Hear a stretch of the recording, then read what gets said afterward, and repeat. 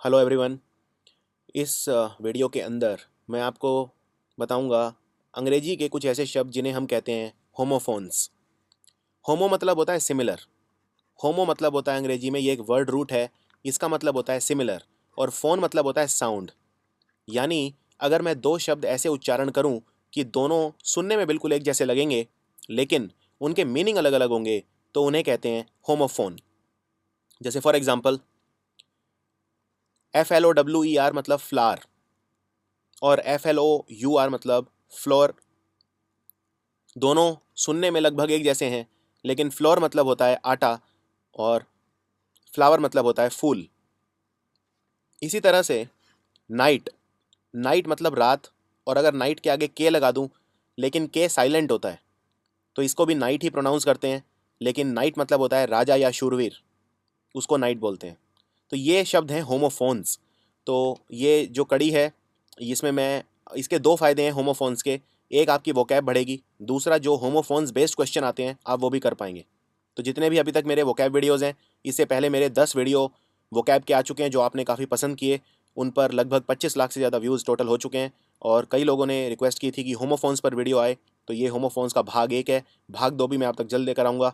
और अगर आपकी रिक्वेस्ट रही तो फिर आगे भी हम ये सीरीज़ कंटिन्यू करेंगे। तो चलिए शुरू करते हैं। अब आप मुझे फेसबुक पर भी फॉलो कर सकते हैं।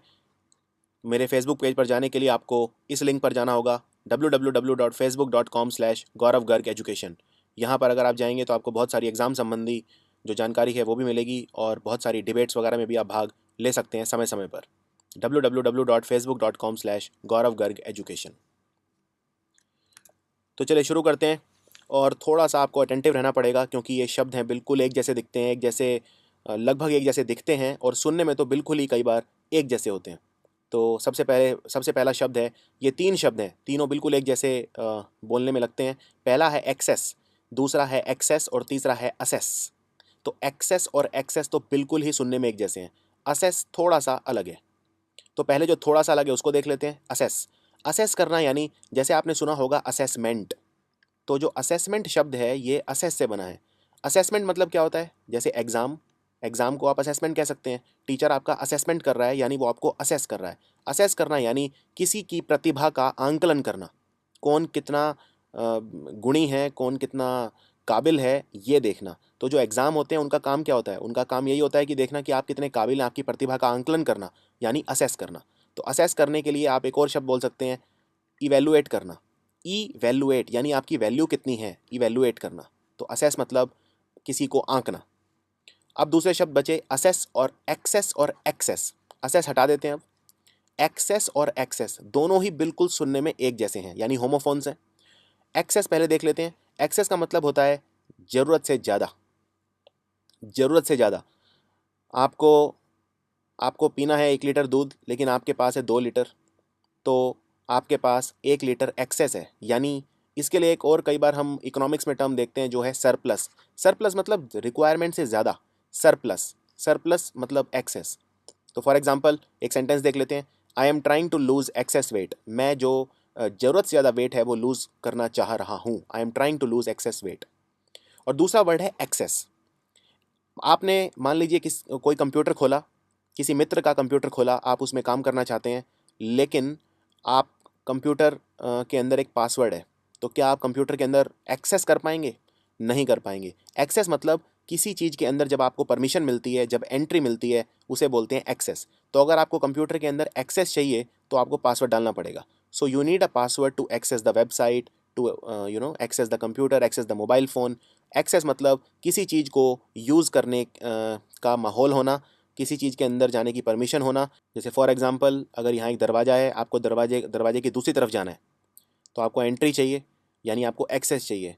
तो आपको कोई पासवर्ड प्रोटेक्टेड अगर गेट है तो उसमें पासवर्ड डालना होगा। सो आई होप आप समझ गए होंगे अब एक्सेस, एक्सेस और एक्सेस का मतलब क्या होता है। तो इसी तरह से हम बढ़ते चलेंगे इस सीरीज़ के अंदर, और जहाँ मैं अगर कोई आपसे सवाल पूछूंगा तो आपको उसका आंसर कमेंट्स में लिख के बताना होगा, और इसी तरह से आप सीख पाएंगे। तो चलिए आगे बढ़ते हैं, दूसरा शब्द देखते हैं। दूसरा शब्द थोड़ा सा आसान है, एफ्लुएंट वर्सेस ईफ्लुएंट। मैं रिपीट करता हूँ, एफ्लुएंट वर्सेस ईफ्लुएंट। एफ्लुएंट का मतलब होता है धनी, बहुत ज़्यादा पैसा जिसके पास हो, अनाप शनाप पैसा हो, बहुत ज़्यादा पैसा हो, तो उसको बोलते हैं एफ्लुएंट। और एफ्लुएंस मतलब होता है बहुत ज़्यादा धन होना। तो एफ्लुएंस जिसके पास है वो है एफ्लुएंट। तो आई होप आपको इन शब्दों में जो समानता है वो दिख गई होगी। एफ्लुएंस मतलब अमीरी और एफ्लुएंट मतलब अमीर। तो for example she married an affluent banker, उसने एक धनी बैंकर से शादी की, एफ्लुएंट बैंकर। तो यहाँ पे बैंकर क्या है, कोई पर्सन यानी नाउन हो गया, और एफ्लुएंट इसकी विशेषता बता रहा है यानी विशेषण यानी एडजेक्टिव हो गया। तो इस तरह से अगर आप इंग्लिश को तोड़ के थोड़ा सा पढ़ने की कोशिश करेंगे तो ज़रूर कामयाब होंगे। अगला शब्द है इफ्लुएंट। ई देखिए, ई अंग्रेजी में जहाँ भी लगता है मतलब बाहर, निकासी, जैसे बोलते हैं एग्जिट, तो उसमें भी ई है। तो इस तरह से जो ई वर्ड होता है वो जनरली बाहर की उसके लिए आता है। जैसे एक शब्द होता है इफ्यूजन। इफ्यूजन मतलब बाहर की तरफ कोई चीज़ जाती है तो इफ्यूज़ होती है। तो इफ्लुएंट उसको बोलते हैं जो वेस्ट होता है, जो लिक्विड वेस्ट है या जो पोल्यूटेंट जिसे कहा जाता है। तो लिक्विड वेस्ट को बोलते हैं इफ्लुएंट। जरूरी नहीं है एग्जैक्टली लिक्विड ही होना चाहिए, लेकिन जो वेस्ट होता है उसे कहा जाता है इफ्लुएंट, या कोई भी ऐसी चीज़ जो निकासी जिसकी होती है, जो बाहर जाती है, दैट इज़ इफ्लुएंट। तो for example the stream was full of industrial effluent. जो नदी की धारा थी उसमें बहुत सारा इंडस्ट्रियल वेस्ट था, यानी इंडस्ट्रियल इफ्लुएंट था। So that's the difference between affluent and effluent. कई बार ऐसे शब्द होंगे जिनमें जो डिफरेंस है वो बहुत ज़्यादा होगा, तो याद रखने थोड़े आसान हो जाएंगे। जैसे यहाँ पर आप देख सकते हैं कि जो डिफरेंस है शब्दों में बहुत ज़मीन आसमान का फ़र्क है, तो इस तरह आसान हो जाते हैं। कई बार होमोनिम भी ऐसे रहते हैं जिनके अंदर डिफरेंस बहुत ज़्यादा नहीं होता, तो उनको कैसे याद रखना है वो भी मैं आपको बताऊँगा। अगला शब्द है aid versus aide. Aid versus AIDE। बस एक थोड़ा सा फ़र्क है, दोनों का मतलब ये होता है कोई चीज़ जो आपको सहायता करे। कोई चीज़ जो आपकी सहायता करती है वो है एड। दोनों ही प्रोनाउंस होते हैं एड। बस फ़र्क इतना है, जब हम ई लगाते हैं मतलब ये कोई व्यक्ति है, और जब हम ई हटा देते हैं मतलब कोई वस्तु है। तो फॉर एग्जांपल एड जो यहाँ पे है, एड का मतलब है कोई भी ऐसी चीज़ जो वस्तु जो आपकी मदद करती है। फॉर एग्जांपल अगर आप चलने में आपको कोई रुकावट है तो आप ये छड़ी का इस्तेमाल करते हैं। ये छड़ी एक एड है, AID। और इसका जो बहुवचन अगर आप इसका बनाएंगे तो वो हो जाएगा एड्स, AIDS। और जो दूसरा वाला शब्द है एड, एड का मतलब होता है अगेन सहायता करने वाला। सहायता करने वाला कौन होता है? आपका असिस्टेंट। आपका जो असिस्टेंट है, जो आपकी बात माने, आपका काम करे, आपको सही सलाह दे, तो वो है आपका एड। तो इस तरह से जैसे कहते हैं कि पॉलिटिकल एड, पॉलिटिकल एड मतलब राजनीतिक सलाहकार। इसी तरह मिलिट्री एड, सुरक्षा सलाहकार, डिफेंस एड। तो एड मतलब कोई भी, जैसे मिलिट्री में हो सकता है, पॉलिटिक्स में हो सकता है, और ये एड एक पर्सन होता है, एक व्यक्ति होता है। He was her aide and helped her to do her work. वो उसका जो सहायक था, सहायता करने वाला था, और उसने उसकी हर काम में उसके मदद की। So that's the difference between aid and aide. आगे बढ़ते हैं, ब्रीद वर्सेस ब्रेथ। मैं रिपीट करता हूँ, ब्रीद वर्सेस ब्रेथ। और इस तरह के एक नहीं, इस तरह के हजारों शब्द हैं अंग्रेजी में। जैसे एक शब्द है बाथ वर्सेस बेद। ध्यान से सुनिए, आपकी आपके बहुत सारी चीज़ें कवर हो जाएंगी इसमें। ब्रीद वर्सेस ब्रेथ और बाथ वर्सेस बेद। अब ये जो बेद है, जैसे फॉर एग्जांपल अगर आप कहते हैं कि मैं नहा रहा हूँ, मैं नहा रहा हूँ यानी प्रेजेंट कंटिन्यूस टेंस है, ये ING लगेगा। सो आप इसको प्रोनाउंस कैसे करेंगे? आपका मैं थोड़ा सा एक टेस्ट लेता हूँ। आप इसको क्या बोलेंगे, आई एम बाथिंग या आई एम बेदिंग? अब इसमें मैं नहा रहा हूँ, ये जो ING आपने लगाया है, ING आप किसके आगे लगाते हैं? क्या आप संज्ञा के आगे लगाते हैं या क्रिया वर्ब के आगे लगाते हैं? ING हमेशा वर्ब के आगे लगता है। और वर्ब क्या है इसमें, बाथ या बेद? वर्ब है बेद। तो कभी ये मत बोलना आई एम बाथिंग, नहीं, I am bathing, I am bathing. हाँ, अगर आपको ये बोलना है कि मैं स्नान कर रहा हूँ और नाउन यूज़ करना है यानी बाथ यूज़ करना है, तो वर्ब दूसरी लगा दो। तो आप बोलेंगे I am taking a bath. ये बिल्कुल ठीक है, I am taking a bath. क्यों ए बाथ? क्योंकि यहाँ पे एक वक्त के लिए भूल जाइए कि यहाँ पे लिखा है a bath. I am taking, मैं ले रहा हूँ समथिंग। तो यहाँ पे I am taking something. Thing, something में क्या है? थिंग, थिंग यानी वस्तु। वस्तु कोई भी, थिंग, पर्सन और प्लेस।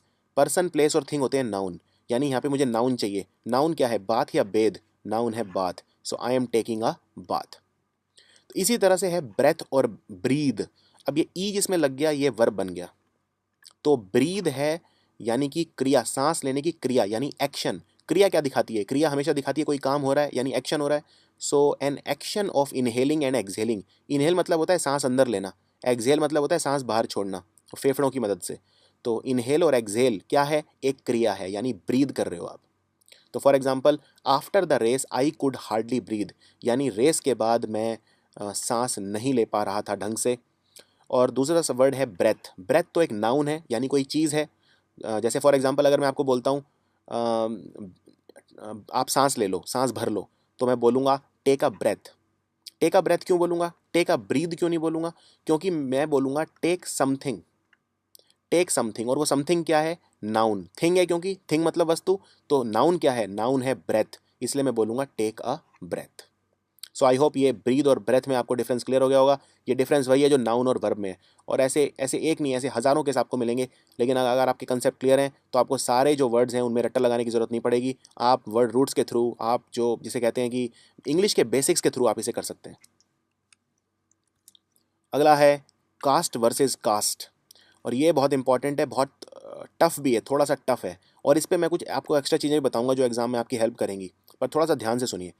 देखिए, जो शब्द है कास्ट, CASTE, यानी आपकी जाति, जात पात जिसे कहते हैं, तो कास्ट ये तो आसान शब्द है एकदम, कास्ट हम बार बार सुनते हैं, लेकिन याद रखिए इस कास्ट के अंदर ई आता है।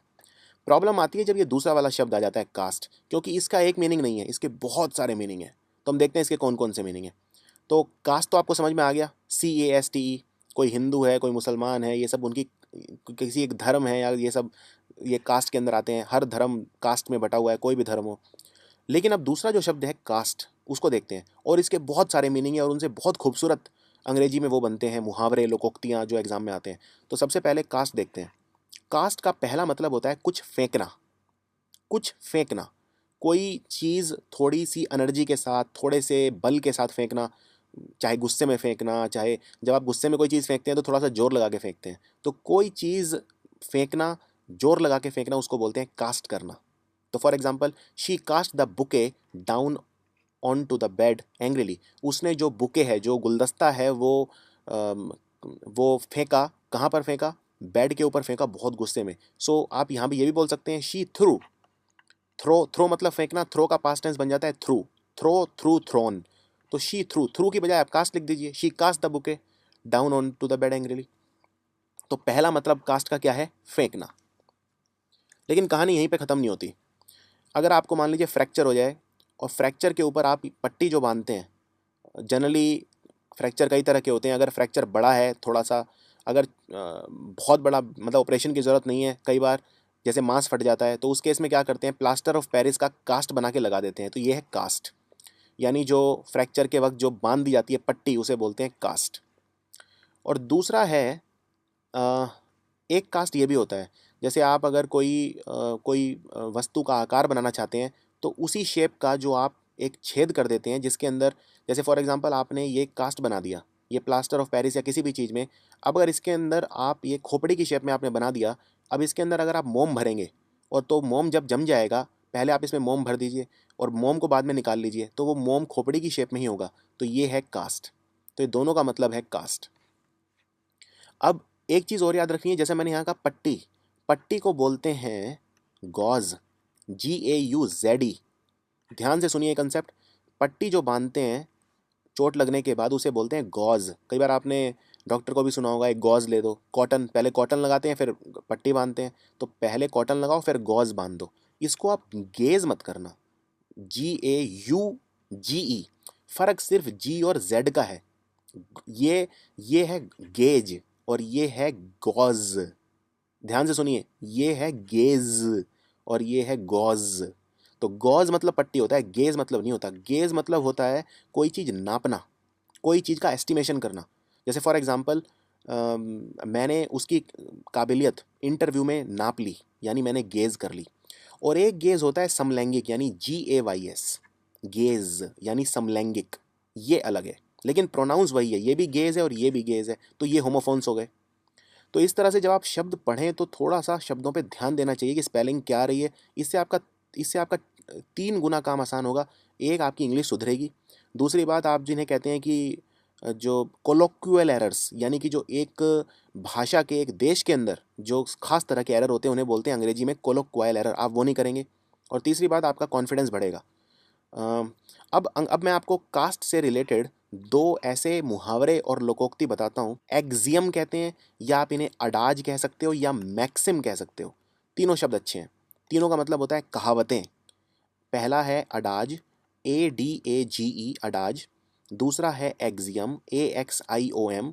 और तीसरा है मैक्सिम, MAXIM। तीनों का मतलब होता है कहावतें, या फिर आप इसको ईडियम बोल सकते हो। ईडियम वैसे मुहावरे को बोलते हैं, जरूरी नहीं है कि कोई मुहावरा कॉमन कहावत भी हो। पहला होता है cast a spell over someone. Cast a spell over someone. अब कास्ट का मतलब क्या होता है? थ्रो। उसने मेरे ऊपर क्या थ्रो कर दिया? अ स्पेल। अ स्पेल मतलब होता है जैसे किसी के ऊपर जादू टोना कर लेना, किसी को सम्मोहित कर देना, अपने वशीभूत कर लेना। जैसे for example, she is a real beauty, she cast a spell on every man she met. वो एक बहुत खूबसूरत महिला है और वो जिस भी मर्द से मिलती है उस पर जादू टोना कर देती है। अब यहाँ पे जादू टोने का मतलब जादू टोना असली वाला जादू टोना नहीं, मतलब वो अपने सम्मोहन में दूसरे को ले आती है।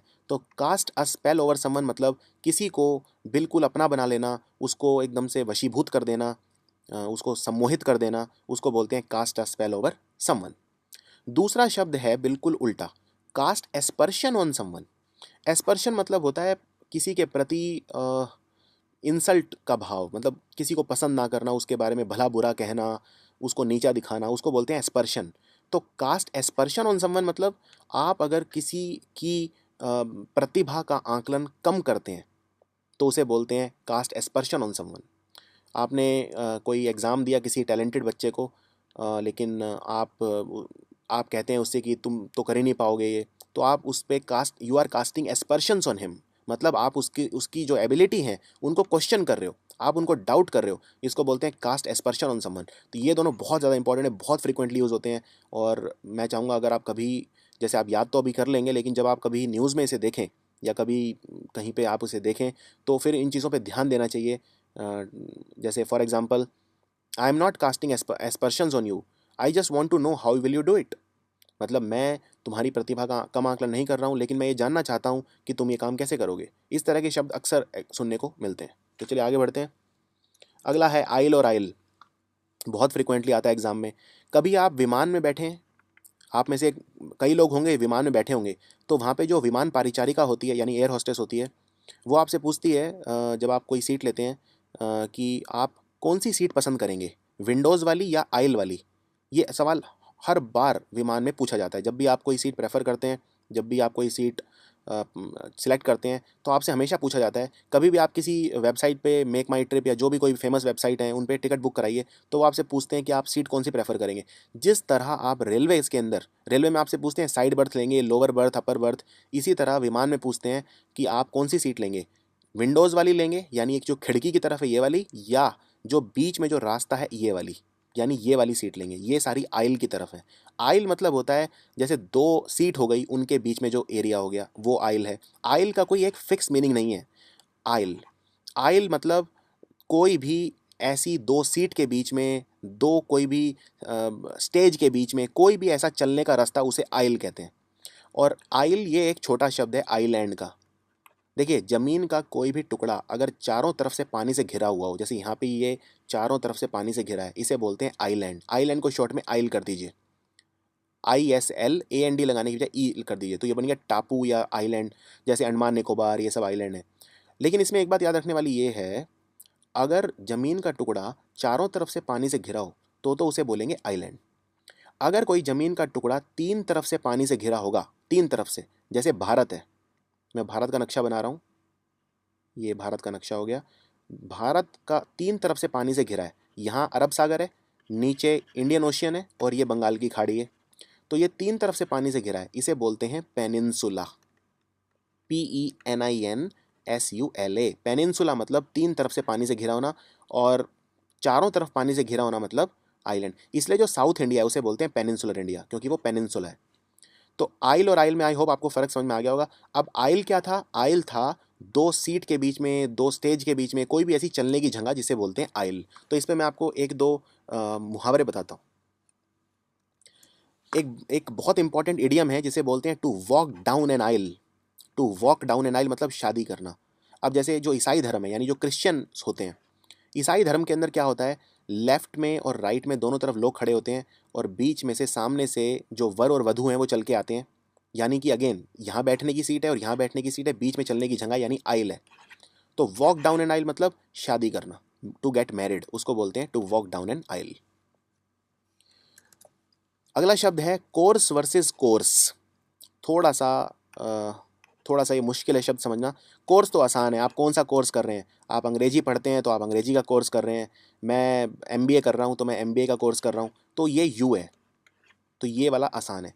ये वाला शब्द समझना थोड़ा सा कठिन है क्योंकि इसके मीनिंग बहुत सारे हैं। तो देख लेते हैं। जैसे मान लीजिए आप अपनी अगर आंखें बंद कर लें और मैं आपको एक हाथ में दूँ लेट्स से सॉल्ट नमक और दूसरे में दूँ शुगर चीनी। आपकी आंखें बंद हैं, आप देख नहीं सकते कि मैंने आपके किस हाथ में क्या दिया है। एक में दिया है नमक, आप इमेजिन कर सकते हैं, अभी अपनी आंखें बंद कर सकते हैं, एक में नमक दे दिया, एक में चीनी, और मैं कहूँ कि क्या है, टेस्ट भी नहीं करना और आपको, तो आप कैसे बताएंगे किस में नमक और किस में चीनी है? आप क्या करेंगे, उसे मसल के देखेंगे हाथ में।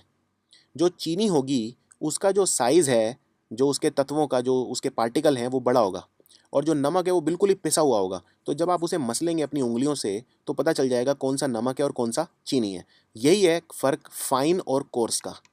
फाइन मतलब जो बहुत बहुत ज़्यादा फाइन है, यानी कि बहुत मोटा नहीं है, बहुत फाइन, तो जो नमक होगा वो फाइन होगा, लेकिन जो चीनी होगी वो कोर्स होगा। तो जब कोई चीज़ थोड़े से बड़े पार्टिकल की बनी होती है, जो उतनी फाइन नहीं होती, उतनी रिफाइंड नहीं होती, उसे बोलते हैं कोर्स, COARSE।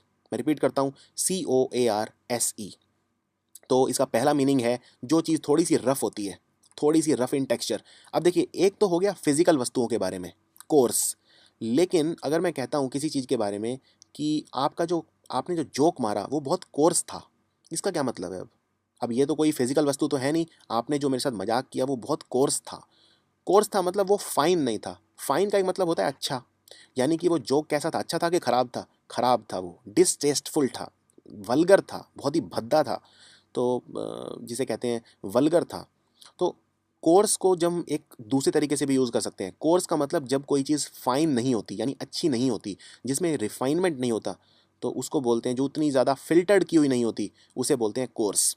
जैसे फॉर एग्जांपल, अगर आप लेट्स से अगर आप नमक छानते हैं तो नमक छलनी से छन जाएगा, लेकिन नमक के अंदर अगर पत्थर पड़े होंगे तो क्या वो छनेंगे? नहीं, यानी कि वो कोर्स पार्टिकल है।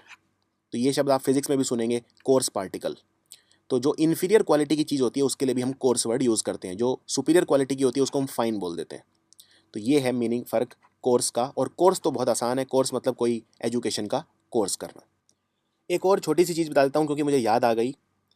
नदी, नदी कहीं से निकली और नदी का कोर्स होता है। अब वो कौन सा कोर्स होता है नदी का? नदी का यानी अपना रास्ता। नदी अपना रास्ता खुद बनाते हुए चलती है, नदी अपना कोर्स बनाती है। तो कोर्स का एक ये मतलब भी होता है, यानी जैसे आपने एक बहुत अच्छी कहावत है जिसे कहते हैं the law will take its own course, यानी जो कानून है वो भी अपना रास्ता खुद बनाएगा। कहने का मतलब जो कानून है वो अपनी प्रक्रिया फॉलो करेगा और वो एक वर्डिक्ट यानी एक फैसला सुनाएगा। Law will take its own course. इसी तरह the river will takes its own course. River will take its own course मतलब नदी भी अपना रास्ता बनाएगी, तो कोर्स ऑफ रिवर कहते हैं इसे। नदी का अपर कोर्स, फिर लोअर कोर्स, फिर समुद्र की तरफ, ऐसे। तो कोर्स ऑफ रिवर में ओ आता है, COURSE। तो कोर्स का एक मतलब ये भी होता है। तो ये कुछ एक्स्ट्रा इन्फॉर्मेशन थी आपके लिए। अगला शब्द है सीरियल और सीरियल। तो सबसे पहले देख लेते हैं सीरियल क्या है। सीरियल क्या होता है? कोई भी चीज़ अगर अन्न से बनती है, अन्न जैसे गेहूँ, चावल, जौ, ये सब अन्न है। ग्रेन, ग्रेन मतलब अन्न, जैसे बाजरा, बाजरे को क्या बोलते हैं अंग्रेजी में? मिलेट्स। तो कोई भी ऐसी चीज़ जो अन्न से बने उसे बोलते हैं सीरियल। जैसे आप सुबह उठ के कॉर्नफ्लेक्स खाते हैं तो वो कॉर्नफ्लेक्स क्या है? सीरियल। तो कोई भी चीज़ जो अन्न से बनती है वो है सीरियल, CEREAL। लेकिन एक होता है सीरियल। अब एक सीरियल तो होता है टीवी धारावाहिक कि आप कौन सा सीरियल देख रहे हैं, लेकिन सीरियल का और भी मतलब होता है। एक सीरियल का मतलब होता है क्रमांक, क्रम से, जिसे कहते हैं क्रमिक। जैसे सीरियल नंबर, आपकी गाड़ी का आपने जो चीज़ खरीदी उसका सीरियल नंबर क्या है, या आपके फ़ोन का सीरियल नंबर क्या है, या इस तरह के शब्द आप सुनते होंगे सीरियल नंबर। सीरियल नंबर मतलब क्रमांक, वो जो क्रम से वहाँ लिखा गया है वो क्या है, जिसके बीच में स्पेस नहीं है, गैप नहीं है। जैसे C124876 ये क्रमांक हो गया, ये एक सीरियल नंबर हो गया। तो जो वस्तुएं होती हैं उनके ऊपर एक सीरियल नंबर लिखा रहता है। हर चीज़ जो आप खरीदते हैं, चाहे वो चॉकलेट हो चाहे वो कुछ भी हो, उसके ऊपर एक नंबर लिखा रहता है, सीरियल नंबर। तो एक सीरियल हो गया वो, जैसे हम सीरीज़ कहते हैं, सीरीज़ से बना सीरियल। सीरीज़ मतलब जैसे कोई जिसमें एक पैटर्न होता है, तो उससे बना सीरीज़, सीरियल से बना सीरीज़। तो सीरियल के दो मीनिंग हो गए, एक हो गया क्रम से कोई चीज़ होती है, और दूसरा हो गया धारावाहिक। और सीरियल मतलब कोई चीज़ जो खाने की चीज़ों से बनती है, ग्रेन से बनती है। अगला वाला बहुत इंपॉर्टेंट है, कॉम्प्लीमेंट और कॉम्प्लीमेंट। अगर आप किसी की तारीफ़ करते हैं तो क्या बोलते हैं? Thanks for the compliment. अब वो कौन से वाला कॉम्प्लीमेंट है? बिल्कुल स्पेलिंग एकदम सेम है, होमोफोन है, सुनने में भी एक जैसे हैं, कॉम्प्लीमेंट और कॉम्प्लीमेंट। फ़र्क सिर्फ है ई का और आई का। इसमें आई है और इसमें ई है। जब आप किसी की तारीफ़ करते हैं, किसी को अच्छा बताते हैं उसकी, तो उसको बोलते हैं आई। तो इसको ऐसे याद रख लीजिए कि तारीफ़ कौन कर रहा है? मैं, यानी मैं मतलब आई। तो आई मतलब आई वाला कॉम्प्लीमेंट हो गया, आपको हमेशा याद रहेगा। और कॉम्प्लीमेंट मतलब क्या है? कॉम्प्लीमेंट मतलब अगर कोई चीज़ किसी की चीज़ की दूसरी चीज़ की क्वालिटी बढ़ा दे। कोई मान लीजिए दो चीज़ हैं, ए और बी। अगर ए और बी एक दूसरे की क्वालिटी बढ़ा देते हैं, यानी वो एक दूसरे को कॉम्प्लीमेंट करते हैं। फॉर एग्जाम्पल, मैं हूँ और मेरा मित्र है। जैसे कहते हैं कि एक और एक 11, तो एक और एक 11 का क्या मतलब है? हम दोनों एक दूसरे को क्या कर रहे हैं? कॉम्प्लीमेंट, यानी हम दोनों एक दूसरे का उत्साहवर्धन कर रहे हैं, शक्तिवर्धन कर रहे हैं। हम एक दूसरे को एम्पावर कर रहे हैं, सशक्तिकरण कर रहे हैं एक दूसरे का। तो यानी कि हम दोनों दूसरे की जो ताकत है वो बढ़ा रहे हैं, यानी कॉम्प्लीमेंट कर रहे हैं। कई बार जैसे आप मोबाइल फ़ोन खरीदने गए, मोबाइल फ़ोन के साथ मान लीजिए कवर फ्री मिलता है। तो शॉपकीपर क्या बोलता है? आप कहते हैं शॉपकीपर को, मुझे ये कवर बड़ा अच्छा लगा, ये इसके कितने पैसे दूँ आपको? शॉपकीपर आपको कहेगा ये कॉम्प्लीमेंट्री है। कॉम्प्लीमेंट्री मतलब फ्री। फ्री से क्या मतलब है? क्या कॉम्प्लीमेंट्री का मतलब फ्री होता है? नहीं। कॉम्प्लीमेंट्री मतलब ये जो कवर है, ये आपके मोबाइल फ़ोन की शोभा बढ़ा रहा है। शोभा बढ़ा रहा है, इसलिए कंपनी ने ये फ्री कर दिया है। ये इसके साथ मिला है, कॉम्प्लीमेंट्री है, यानी कंपनी ये कहती है कि ये कवर आपके मोबाइल फ़ोन की शोभा और बढ़ाएगा, यानी हमारी तरफ से कॉम्प्लीमेंट्री है। तो जब आप कॉम्प्लीमेंट्री लिखें तो ई लगाना, आई मत लगाना। तो कॉम्प्लीमेंट मतलब किसी चीज़ में किसी चीज़ की क्वालिटी बढ़ाना, उसे बोलते हैं कॉम्प्लीमेंट। और किसी की तारीफ़ करना, उसको बोलते हैं कॉम्प्लीमेंट आई। अगला शब्द है डिसीज्ड और डिजीज्ड। इनके उच्चारण में थोड़ा सा फर्क है, डिसीज्ड और डिजीज्ड। ज साउंड आता है इसमें।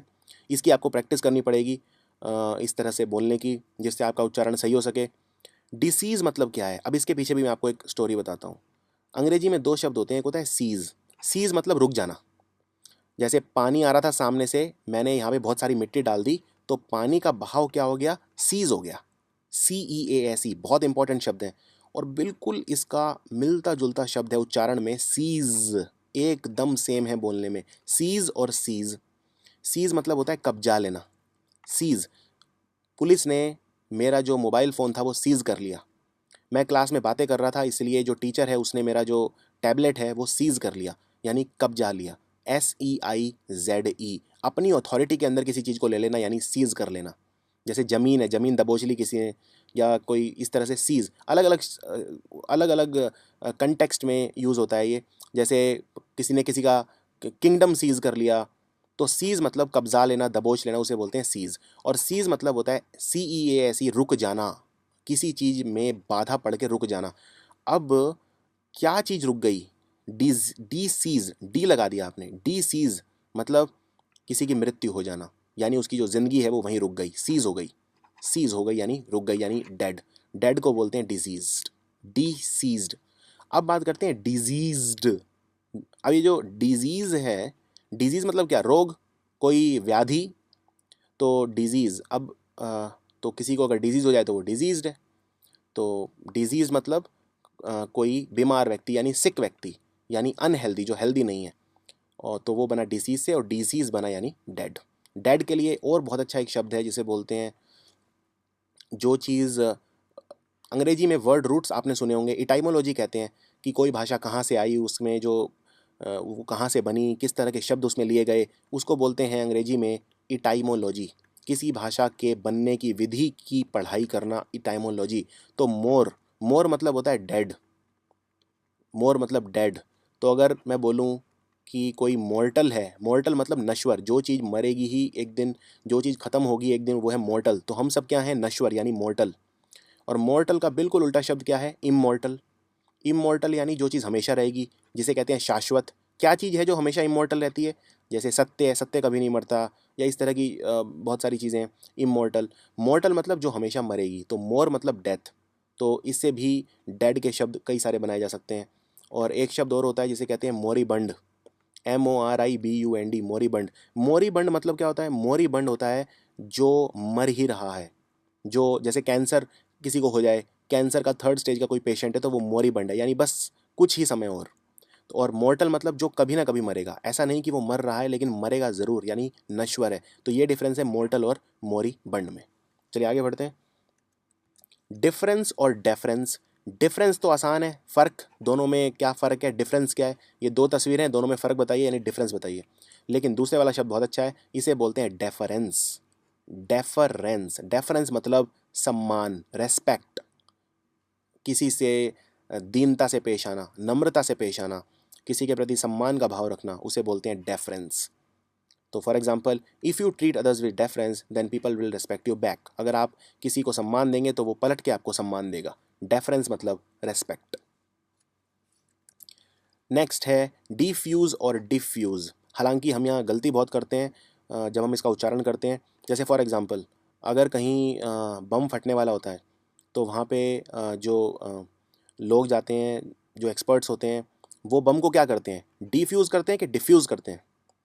अब आप में से कई लोग कहेंगे बम को डिफ्यूज़ करते हैं, यानी ये सेकंड होगा। नहीं, वो बम को डीफ्यूज़ करते हैं। डीफ्यूज़, डीफ्यूज़ के कई मीनिंग होते हैं। जैसे फॉर एग्जांपल, अगर मान लो पति पत्नी हैं ए और बी, इनके बीच में टेंशन बहुत ज़्यादा बढ़ गई, बिल्कुल तलाक तक बात पहुंच गई, तो ये किसी मैरिज काउंसलर को हायर करेंगे।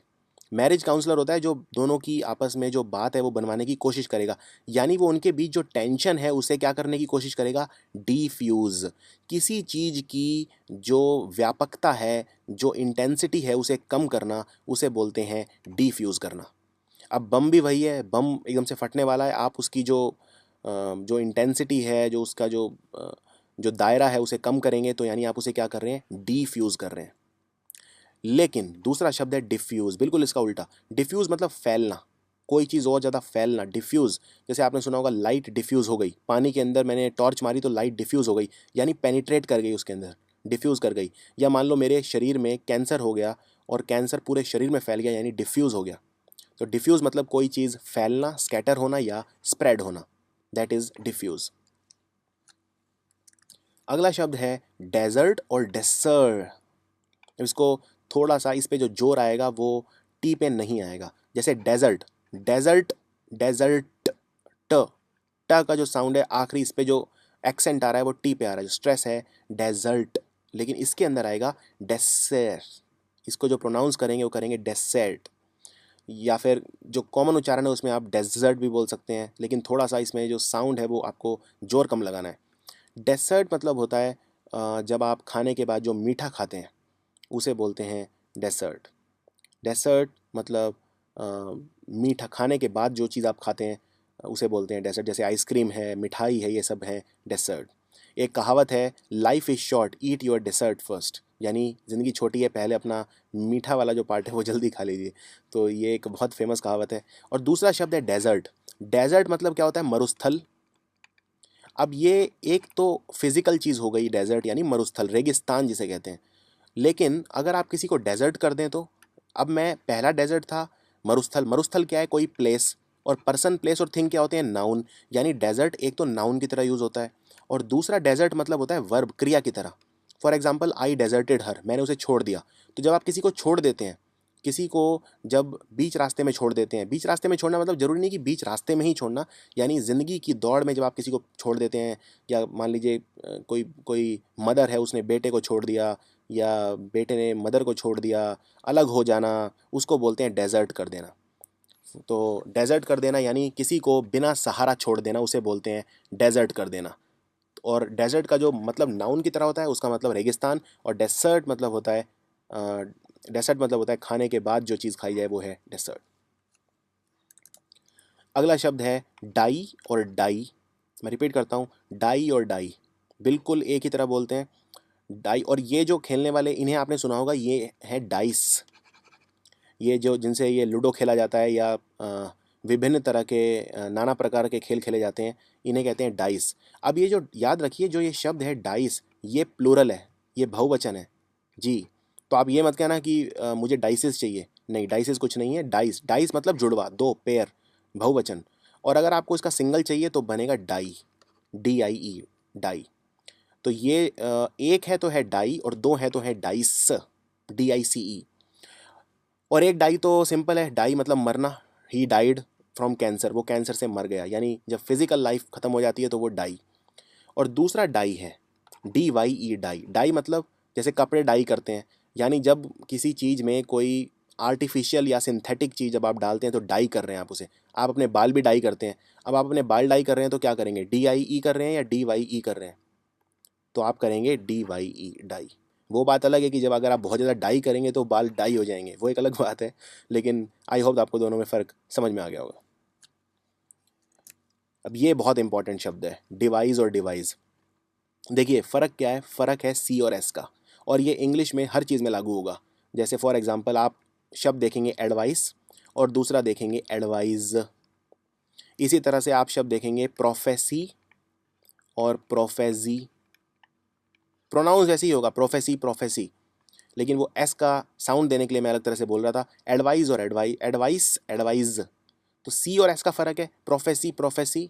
इसी तरह से आप शब्द देखेंगे प्रैक्टिस, और दूसरा है प्रैक्टिस। सी और एस का फ़र्क है। ये जो मैं रूल बता रहा हूँ ये हर जगह अप्लाई होगा। कोई भी शब्द आप अंग्रेजी का ले लीजिए जिसमें सी और एस का फ़र्क हो, सिर्फ जब भी सी वाला शब्द होगा मतलब नाउन होगा, नाउन, संज्ञा होगी। और जब भी एस वाला होगा यानी क्रिया होगी, यानी वर्ब होगी। तो बस अब आप सेंटेंस देख लीजिए उसमें क्या आएगा। फॉर एग्जाम्पल डिवाइस मैंने बताया नाउन। नाउन क्या होता है, कोई वस्तु का नाम, किसी जगह का नाम, किसी व्यक्ति विशेष का नाम, पर्सन, प्लेस या थिंग। अब इसमें डिवाइस है नाउन, और डिवाइस क्या है, डिवाइस मतलब होता है कोई नया प्लान बनाना, कोई नया कुछ करना, कुछ सोचना, कुछ नया सोचना, कोई आइडिया लगाना, कोई प्लान बनाना, दिमागी कसरत करके कुछ आइडिया बनाना, उसे बोलते हैं डिवाइस करना। फॉर एग्जांपल अगर मैं बोलता हूँ कि मैंने अ, एक नया आइडिया बनाया है एक नई मशीन बनाने का, तो मैं कहूँगा I have devised a new idea, और I have devised a plan to manufacture a device. यानी डिवाइस तो कोई वस्तु है, यानी संज्ञा है, तो ये सारे डिवाइस हैं। जैसे ये मोबाइल फ़ोन और ये जो उपकरण है, इलेक्ट्रॉनिक उपकरण, ये सब क्या है, डिवाइस। और डिवाइस मतलब कोई नई चीज़ बनाना, बनाना, बनाना मतलब क्या, बनाना मतलब कोई क्रिया करना, क्रिया मतलब एक्शन। तो जहाँ भी एस होगा वहाँ एक्शन होगा। फॉर एग्जाम्पल अगर मैं आपको बोलता हूँ कोई प्लान बनाओ अच्छा, यानी डिवाइस अ प्लान, ऐसा आएगा। और ये हर एक में लागू होगी चीज़। फॉर एग्जाम्पल अब ये शब्द देखिए, एडवाइस और एडवाइज। अगर मैं बोलता हूँ कि मैंने तुम्हें एक एडवाइस दिया, तो मैं बोलूँगा आई एडवाइज्ड यू। मैंने तुम्हें दिया, देना, देना यानी कोई क्रिया, मैंने कोई काम किया, यानी एक्शन, यानी ऐसा आएगा। लेकिन इसको मैं दूसरे तरीके से ऐसे भी लिख सकता हूँ, I gave you, I gave you some advice, या let's say I gave you a lot of advice. मैंने तुम्हें बहुत सारा एडवाइस दिया, I gave you a lot of advice. यहाँ पे वर्ब क्या है, गेव है, गिव, गेव, गिवन। वर्ब ये नहीं है।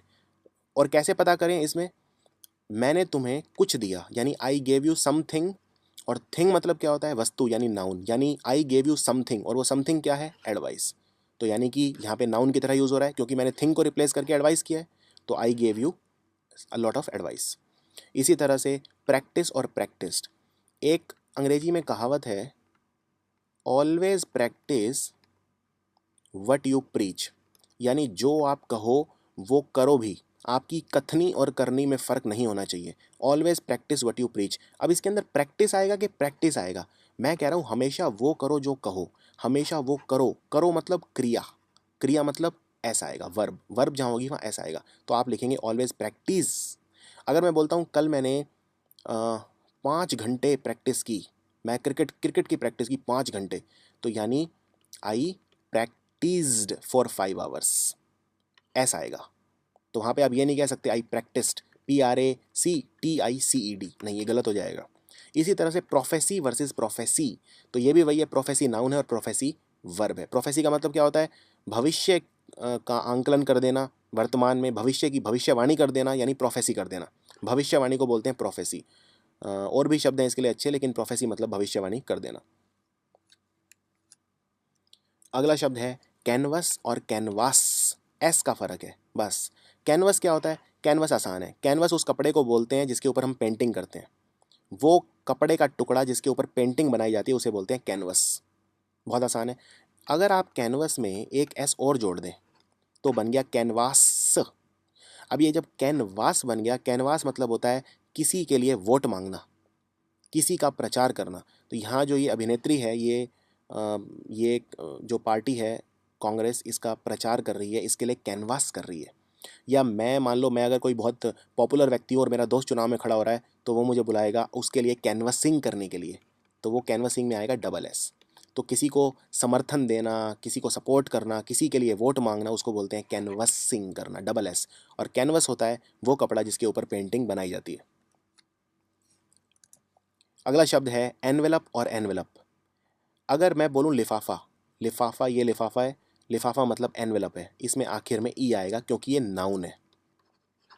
और जो एनवेलप है, ENVELOP, ENVELOP, याद रखिए ये बिल्कुल अलग है। जैसे फॉर एग्जांपल मैंने ब्रीद आपको कहा था, ब्रीद में ई वाला जो था एंड में, या बाथ, बेद जिसे कहते हैं, ये इनमें आखिर में ई लगा था, और ये दोनों वर्ब थे। लेकिन यहाँ पर जिसमें ई आखिर में लगा है वो नाउन है। तो अंग्रेजी जो है वो, उसमें बहुत सारी ये विविधताएं हैं, बहुत सारे अपवाद हैं, बहुत सारी अलग अलग चीज़ें हैं। अंग्रेजी में बहुत सारी अलग अलग तरह के रूल्स होते हैं, हर रूल को हर चीज़ पर अप्लाई नहीं कर सकते, इसलिए थोड़ा सा जो आपको डीप पढ़ाई करनी होगी इसके अंदर। अब एनवेलप जो ऊपर वाला है जिसमें ई नहीं है, ये क्रिया है, यानी आप इसको क्रिया की तरह यूज़ करेंगे। एनवेलप मतलब होता है लिफाफा जो चारों तरफ से ढका हुआ होता है, लिफाफा। और एनवेलप मतलब किसी चीज़ को ढकना, क्योंकि ये वर्ब है तो ढकना। For example the fog envelope the house, यानी जो धुंध थी उसने घर को ढक लिया पूरी तरह से, तो एनवेलप कर गई वो। एनवेलप कर गई, यानी पहले आप लिखिए एनवेलप और फिर ईडी, पास्ट बनाने के लिए ईडी लगा दीजिए, तो एनवेलप कर गई। लेकिन अगर मैं बोलता हूँ कि मैंने एक एनवेलप खरीदा, तो मैंने एनवेलप खरीदा, ENVELOPE। अब आप कहेंगे अगर मुझे इसका पास्ट बनाना हो तो क्या वो भी एनवेलप्ड होगा? फिर इसका पास्ट प्रेजेंट क्या होगा जब ये वर्ब है ही नहीं? आप तो पास्ट और प्रेजेंट सिर्फ वर्ब का बनाते हैं, नाउन का कभी नहीं बनाते। नाउन के आगे इस तरह के शब्द कभी नहीं लगते, ईडी या आईएनजी या इस तरह के शब्द कभी नहीं लगते। कुछ स्पेशल केसेस में लगते हैं, जैसे जेरेंड हो गया या पार्टिसिपल हो गया, पर वो अभी उसमें इतना डिटेल में आप जाके कंफ्यूज हो जाएंगे। अभी आप सिर्फ इतना याद रखिए, अगर एनवेलप है आखिर में ई लगा है तो मतलब लिफाफा, और अगर एनवेलप में ई नहीं लगा है तो मतलब क्रिया। अगला बहुत आसान है, इमिग्रेंट और एमिग्रेंट। अगर मैं भारत में पैदा हुआ हूँ मान लीजिए, और मैं हुआ भी हूँ, और मेरे को अमेरिका जाना है व्यापार करने, तो मैं अमेरिका चला गया और वहीं रहना शुरू कर दिया, तो मैं हूँ एमिग्रेंट। मैंने आपको बताया था ई से जो शब्द शुरू होते हैं मतलब निकासी, मैं बाहर निकल गया देश से। जैसे मैंने आपको एक वर्ड बताया था जो ई से स्टार्ट होता था, पॉल्यूटेंट। पॉल्यूटेंट के लिए मैंने आपको एक बड़ा अच्छा शब्द बताया था ई से। तो मैं भारत में यानी कि जो एनआरआई हैं वो क्या है, नॉन रेजिडेंट इंडियन। ये भारत में पैदा हुए लेकिन रहते भारत में नहीं है, नॉन रेजिडेंट इंडियन, यानी ये सारे एमिग्रेंट्स हैं, तो बाहर चले गए, निकासी हो गई इनकी देश से। इमिग्रेंट उल्टा है, इमिग्रेंट, इमिग्रेंट मतलब जो दूसरे देश से भारत में आ रहे हैं वो इमिग्रेंट है।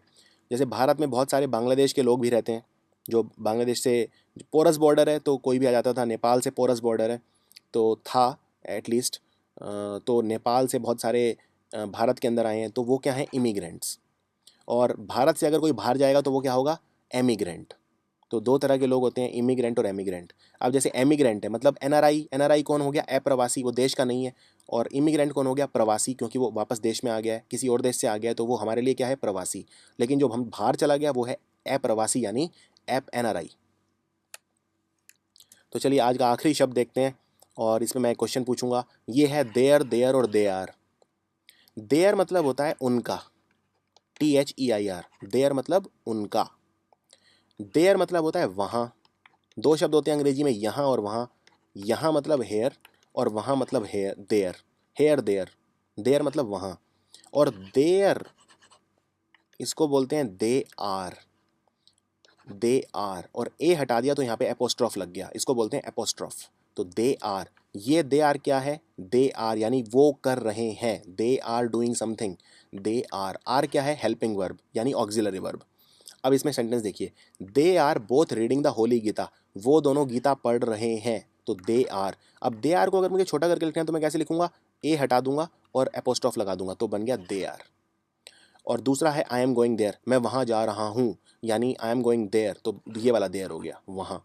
They did their job nicely, उन्होंने उनका काम बहुत अच्छे तरीके से किया, उनका काम यानी देयर जॉब, तो ये हो गया THEIR वाला there, there there they are. तो चलिए आपके लिए क्वेश्चन, इसका कमेंट्स में लिख के बताइए, ये एक ऐसा सेंटेंस है जिसमें तीनों देयर यूज़ होंगे, कहीं पे यूज़ होगा दे आर, कहीं पे यूज़ होगा देयर, कहीं पे यूज़ होगा देयर। तो इस सेंटेंस में तीनों देयर भरिए, ये एक ही सेंटेंस है, यहाँ से स्टार्ट होता है, पहले फिल इन द ब्लैंक है, फिर गोइंग, फिर ओवर, फिर फिल इन द ब्लैंक, फिर टू, फिर फाइंड, फिर फिल इन द ब्लैंक, फिर डॉग। इसमें तीनों शब्द भरिए, और मैं देखना चाहता हूँ आप इसको कैसे लिखते हैं, कमेंट्स में लिख के मुझे बताइए। और ये वीडियो कैसा लगा ये भी मुझे कमेंट्स में लिख के बताइए। अगर आप चाहते हैं कि मैं होमोफोन्स के ऊपर दूसरे भी और वीडियोज़ बनाऊँ, मेरे वोकैब के वीडियो आपके द्वारा पसंद किए जाते रहे हैं, लेकिन क्योंकि मैं जब भी कोई नई चीज़ शुरू करता हूँ तो मैं उसमें आपका फीडबैक ज़रूर लेता हूँ, मेरे लिए आपका फीडबैक बहुत ज़्यादा मायने रखता है। अगर ये वीडियो आपको अच्छा लगा और आप चाहते हैं कि होमोफोन्स पे मैं कंटिन्यू करूँ, तो फिर कमेंट्स में लिख के मुझे बता दीजिए और मैं इस सीरीज़ को कंटिन्यू करूँगा। Thank you for watching.